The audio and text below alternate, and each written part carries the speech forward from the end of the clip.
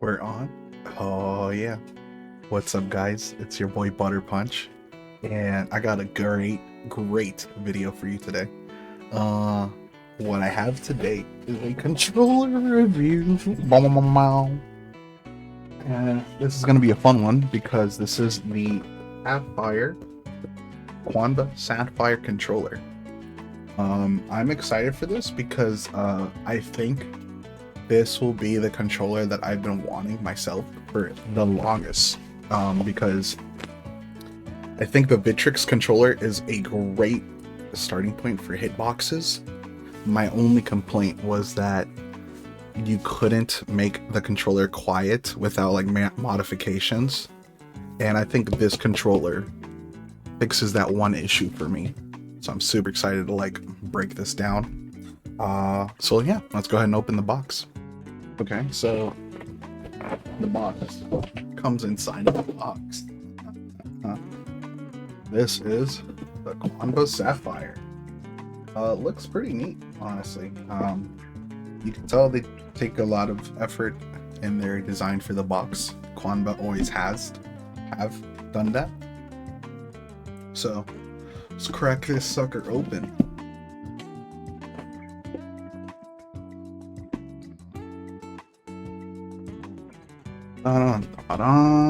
Okay, so got an instruction manual right over here. Pretty neat stuff. It's actually really long. I didn't think it was gonna be that long, but there's like numbers right over here, and then each number can tell you what each thing is corresponding to the controller. It comes with a couple accessories. Yeah, this is a little weird to get used to. Ugh.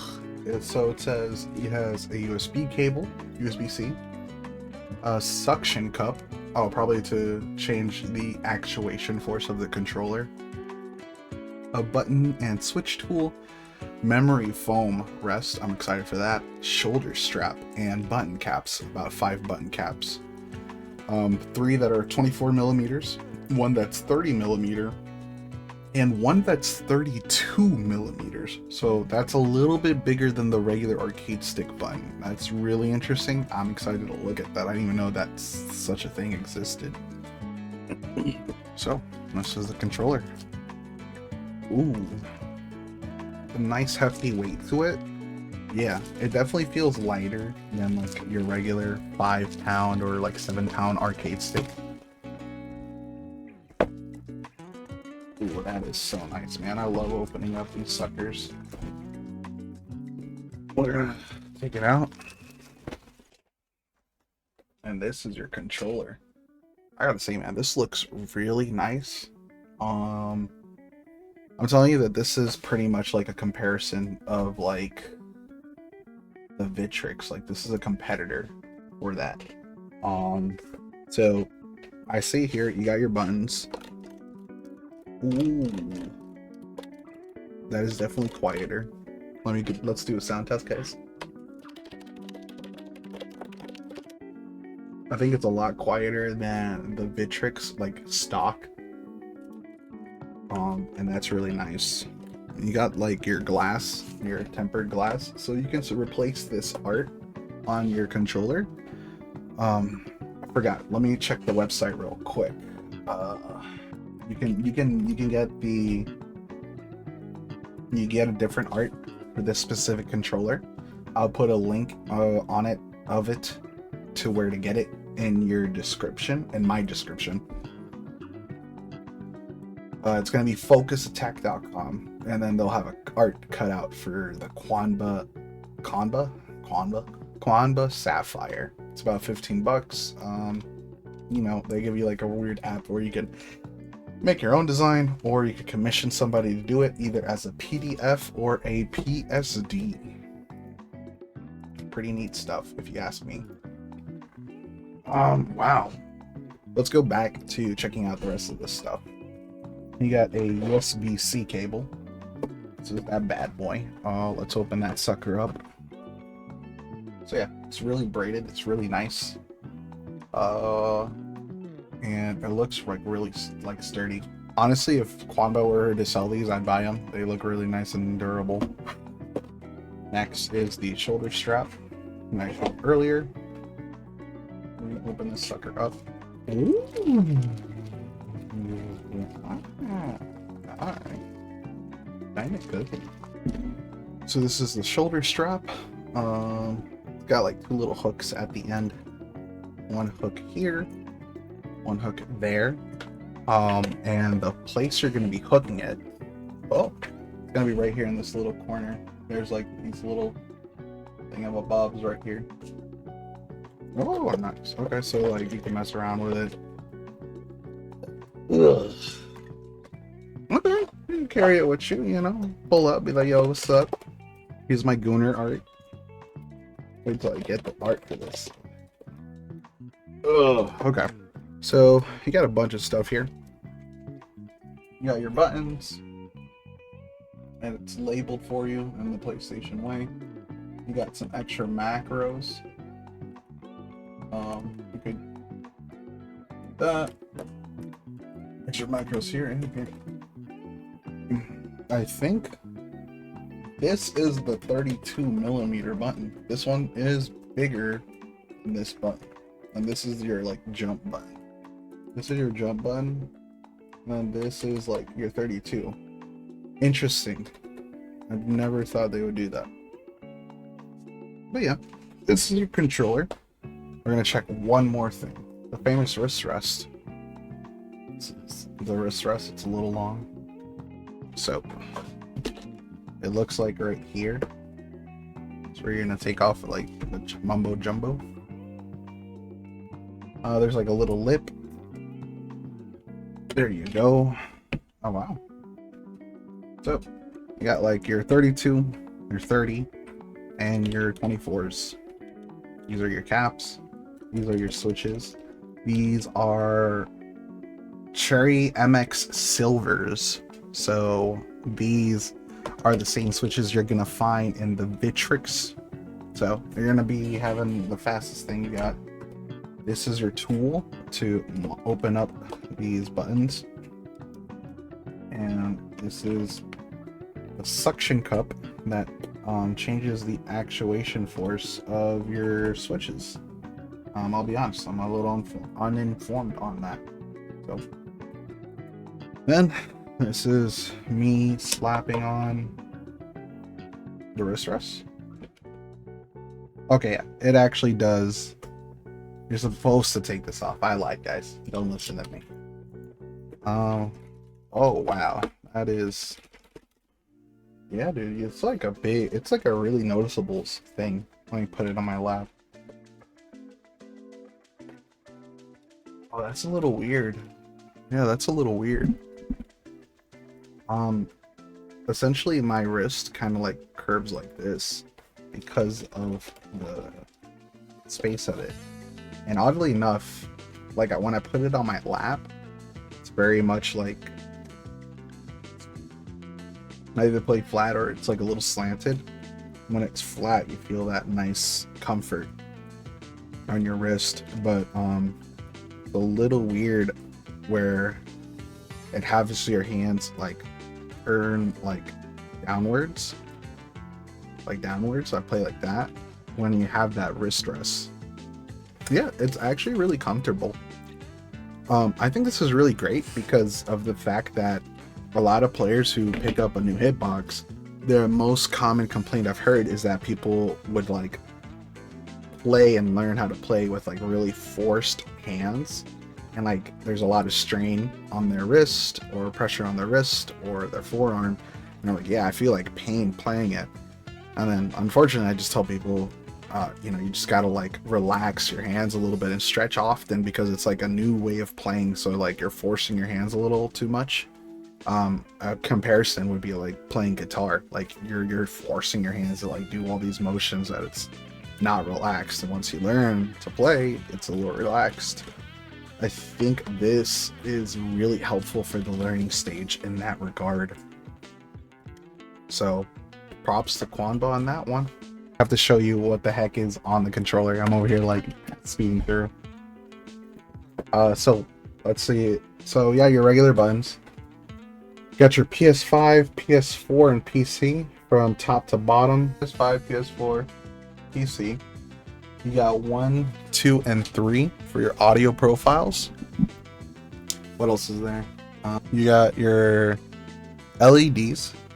You have an LED button, so it'll turn off your LEDs if you wanted to take that off. Then what else is there? You have your TP and C. I don't know what that is, I'll be honest. And then you have your lock switch. So when you set it to lock, none of these buttons will activate. So that's really great for tournament play. So then you have glow. These two other buttons mute because you have audio jack.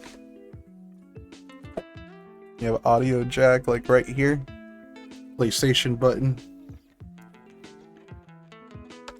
This gear function that I don't know what it does. Start and play.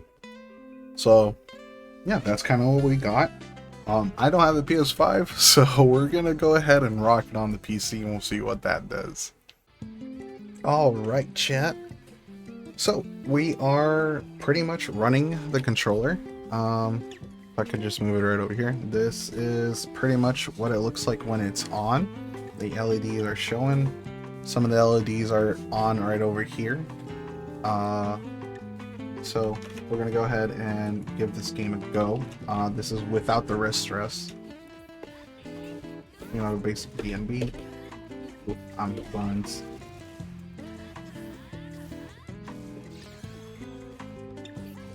Let's see.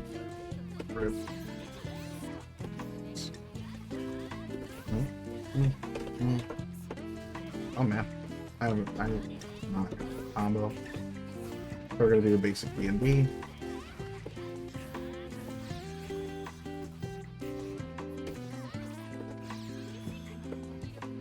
Not bad, not bad. A little weird to get used to, I'll be honest. Because it seems like there's like a lot of throw distance, but that's the fun part where like you can modify it. But yeah, it's a pretty chill controller. I'm digging it so far.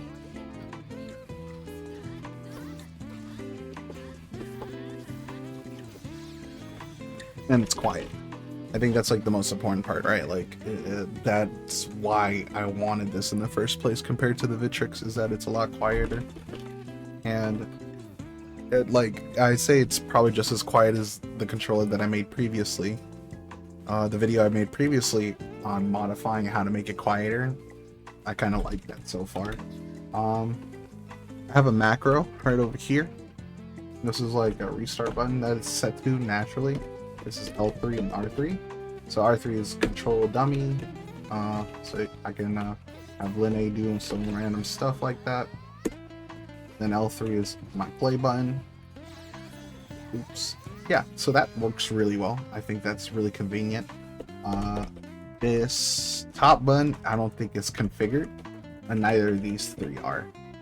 So I know you can pretty much have it mapped where you make it do a specific button. Like you could set R3 to be over these two here, L3 over here, but I know like these should just make up that thing there.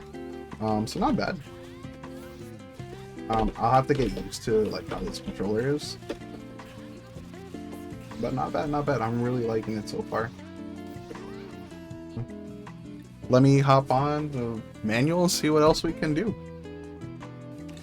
So, fun thing I noticed is that they have a tournament lock thing here. So when you pop it in and then you hit the lock switch button, it doesn't like move at all. And I think that's really great. You know, you don't have to really worry about unplugging compared to like other controllers. I think that's really convenient. Really glad controllers are pushing for that angle now. All right, suction cup. We're gonna test that out. The suction cup, the way it works is that you will go ahead and put your controller, and you'll put the suction cup, and you'll put it down, and then you'll be able to twist it. Once when you pull up, it'll like stick. Don't know why it's not sticking on this one. Oh, there it is. So it'll stick, and then you're going to be able to twist left or right depending how you want to modify it. If I can get mine to work. There we go. This is your indicator of telling you of whether it moves or not. And here, I think it's going to be a little hard to see, so we're going to swap to the other camera. But here's like three little arrows. I'll pick that up later. Make sure you put on the cover before you move your controller around in kids. I'll pick that up later. But you'll have these little arrows. But this one's down, this one's a little left, and then this one is all the way to the right. So essentially that means if the arrow is if we were to use the perspective of you looking at a clock, if it's at 12 o'clock and 6 o'clock, so it's straight, the throw is at a medium, about a medium throw, so that's kind of the default on everything. Then if you have the one on the 1 o'clock, where it's slanted to the right, it's long throw distance. So that means when you press on that button, it's going to have a longer distance to go down to actuate. And then if you have it at 11 o'clock, where it's slanted to the left, your left, it has the short distance.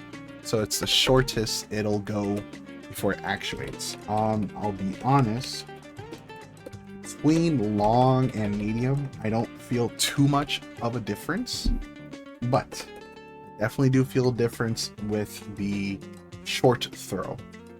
So it kind of just depends. What's your preference? I'm probably like a medium throw. I do like having the distance to press a button, so we'll see about that. All right, so next part that we can talk about is the screwdriver that it comes with, and what does the screwdriver do.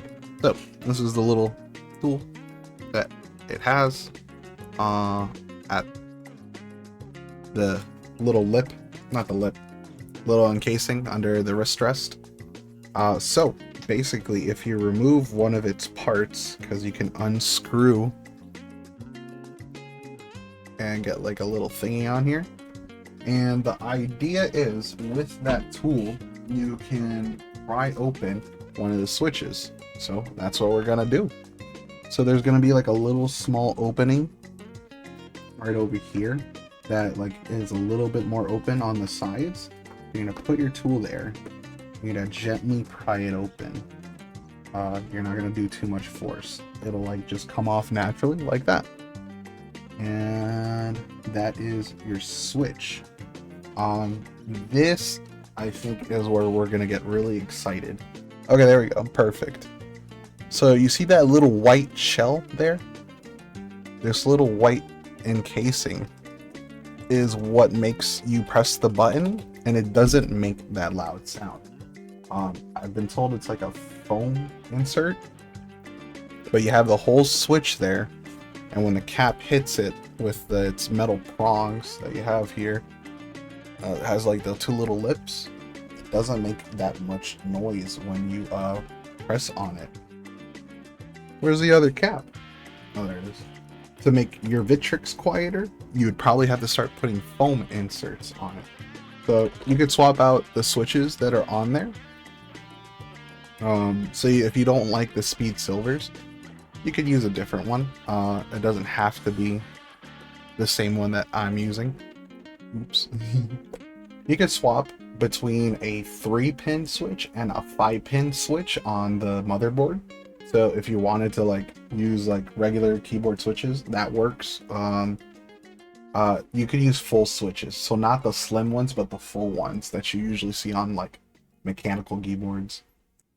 So I wanted to tell you guys about remapping. Long story short, you can remap current buttons that are already on your controller to different places. So for example, you could remap your jump button to be from here to up here if you wanted to. The difference is that you can't make one direction be on two buttons.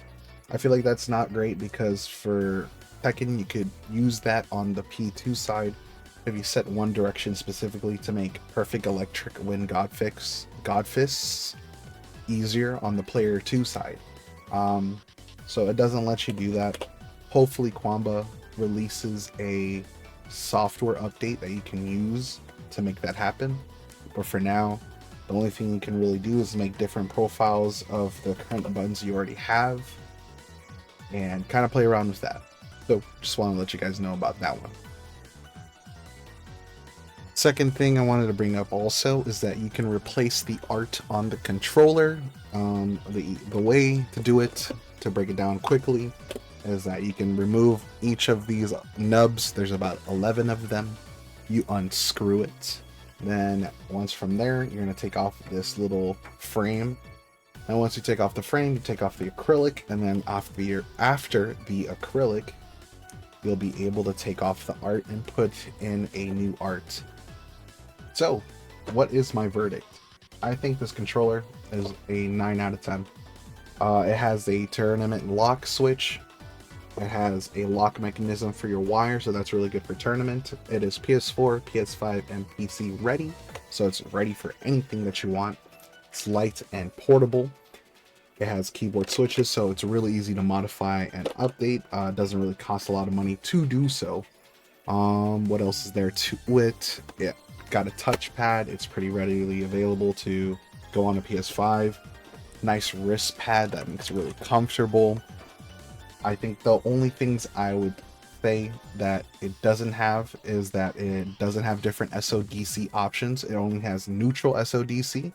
To make it quick, left and right is neutral, up and down is neutral. Other controllers let you have as up and down as up at the same time. So if you have an issue with that, take that into consideration. But the controller's quiet. I really like that, and that was like the one thing I had a problem with in regards to the Victrix. So I think the Victrix was already a great controller. I think it's a controller I recommend to every single person to try to purchase at $250. Now at $180 to $200, I'm not sure if they'll raise it up. This kind of tackles the same space, but just with a different angle. You know, you have a different SODC, and it's quieter, and you get to have a wrist rest. So I think it's really good. It's just for a different group of people, and it is that controller for me, and I'm really happy with it. Plus, at the price point of $180, it is a steal. So I would definitely recommend this one if you're on a budget. But if you want to have all the different stuff that comes in the Victrix for an extra $60 to $70, I can recommend that too. They're both great controllers. I think it's just a matter of figuring out what you want out of your controller and then just kind of making your decision off of that. But yeah, guys, that's pretty much it for the video for me. I'm really happy with this controller. I'm going to give it a go. I'm going to a tournament tomorrow and gonna do a nice test run with it. So we'll see how it goes. But thank you guys for checking this out. Make sure you like and subscribe, and have a great one.